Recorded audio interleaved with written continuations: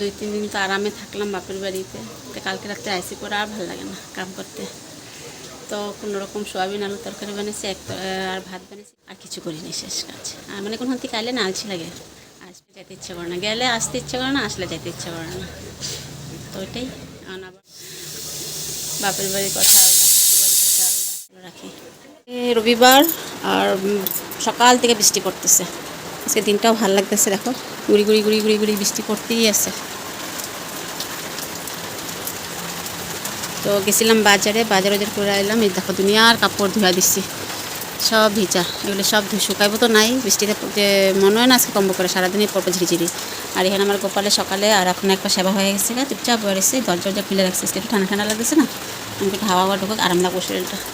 তো দেখো বৃষ্টি পড়তেছে, তো আজকে বাজার করলাম, অনেক কিছু বাজার করছি, সব ফ্রিজে ঢুকে রেখে দিচ্ছি। আর এখানে হলো এটা হলো মাংস, এটা খাসির মাংস, আর হাজবেন্ডের লেগে মাছ আনছি।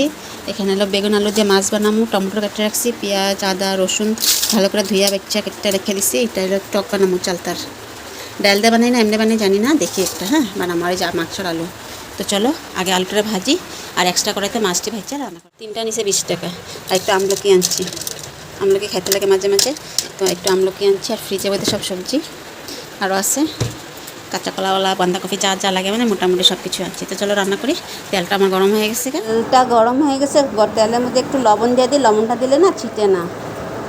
প্রায় সময় আমি লবণ দিই, মানে লবণটা দিলে যে তোমার যে একটা জল থাকে যে আলুর মধ্যে বা সবজির মধ্যে জল ভাবটা জায়গা, তো একটু লবণ দিয়ে ভালো করে আমি কই যা।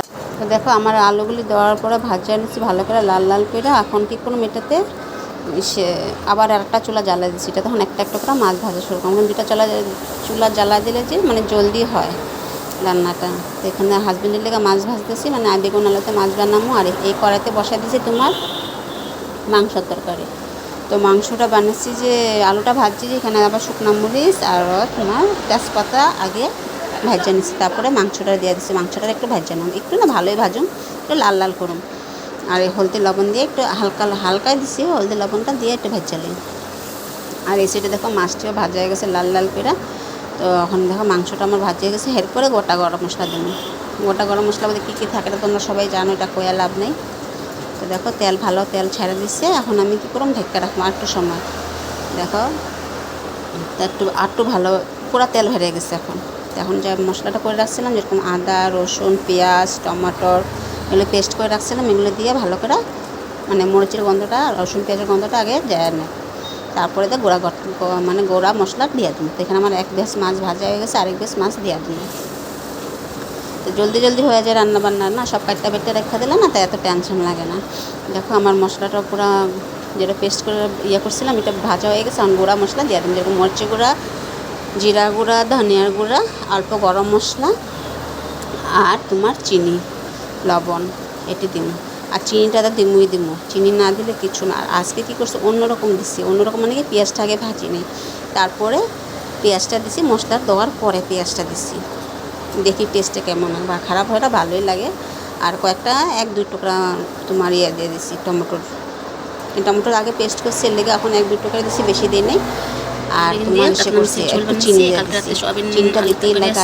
আর এখানে স্যালাড বানিয়েছি, শসা পেঁয়াজ কাঁচামরিচ কেটে রেখে দিছি। এটা হয়ে যাবো, এটা আছে, এটা রাত্রে হাজবেন্ড মাংসটা হইতেছে। তো পুরা দেখাই নেই, অল্প অল্পই দেখাই দিচ্ছি। আলুও সিদ্ধ হয়ে গেছে। তো এখানে হলো চালটা টক বানাবো, একটু সিদ্ধ করে নিতেছি, অল্প সিদ্ধ করে তারপর দিয়ে ভাত দিয়ে দিচ্ছি। তরকারি রেডি, চলো এখন ভাত খামো, যেটা খাবো।